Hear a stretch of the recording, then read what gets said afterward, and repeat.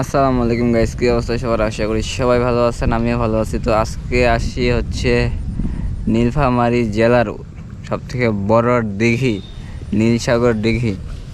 এই হচ্ছে নীলসাগর দিঘি। নামাজ পড়তে হবে, অথচ পানিগুলো কালো কালো করতেছে। ভাবছিলাম নীলসাগর দিঘি, নীলসাগরের পানিগুলো নীল নীল হবে, কিন্তু সেগুলো এখানে কালো কালো।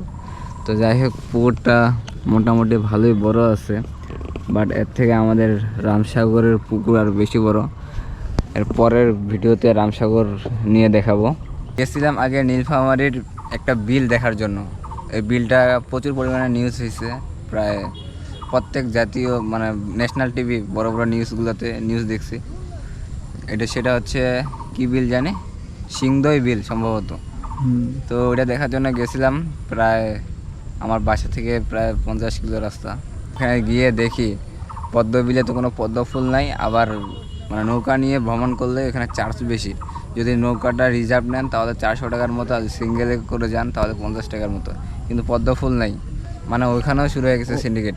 তো ওইখানে যা যখন কিছু পাইলাম না, তখন ভাবলাম যে নীলফামারীর একটা নীলসাগর দিঘি আছে, তো ওই নীলসাগর দিঘিতে যাই।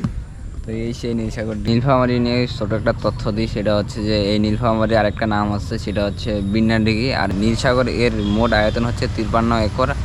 আর এটার আনুমানিক খননকাল হচ্ছে 8ম শতাব্দী থেকে কোনো এক সময়, মানে লিগাল কোনো খবর এখনও পাওয়া যায়নি, যেটা বলা হয়েছে আনুমানিক খবর। এটা নীলফামারীর একটা দর্শনীয় স্থান, মানে উত্তরবঙ্গের বলা যায় দুইটা পুকুর সবথেকে বড় দর্শনীয় স্থান। একটা হচ্ছে আমাদের দিনাজপুরের রামসাগর, আর একটা এই নীলফামারীর নীলসাগর।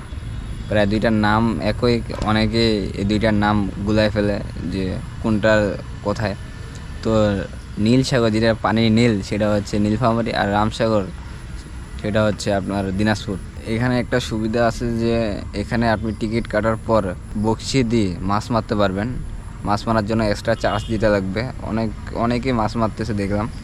তো যাই হোক, এটা একটা এক্সট্রা বেনিফিট। আর এখানকার টিকিট মূল্য জনপ্রতি 50 টাকা। আপনি বাইক নিয়ে প্রবেশ করতে পারবেন, আর অনেকে এখানে পিকনিকও করে, পিকনিক স্পটও আছে। এটা নীলফামারী জেলা শহর থেকে দূরত্ব হচ্ছে 15 কিলোমিটার, আর ঢাকা থেকে প্রায় 348 কিলোমিটার।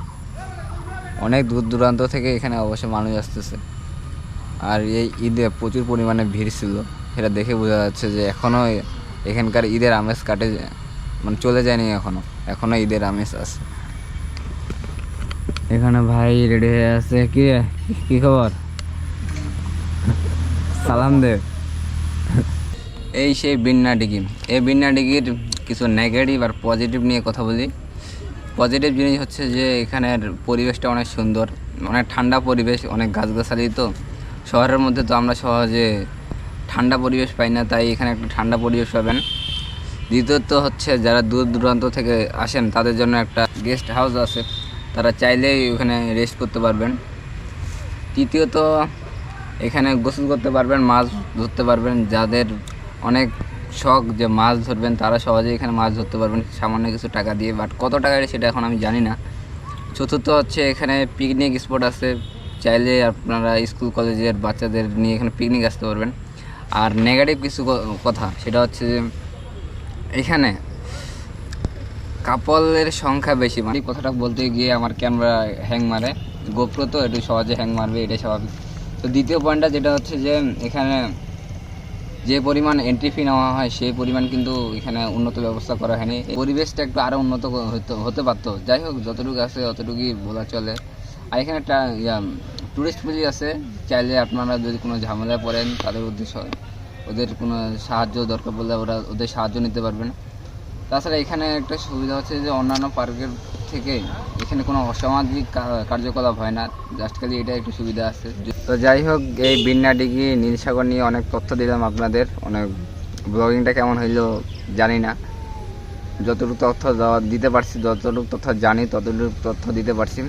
তো ব্লগিংটা আজকে এ পর্যন্তই, দেখা হবে পরবর্তী কোনো ভিডিওতে। ততদিন মধ্যে সুস্থ থাকবেন, ভালো থাকবেন, দেখা হবে পরবর্তী কোনো ভিডিওতে। টাটা।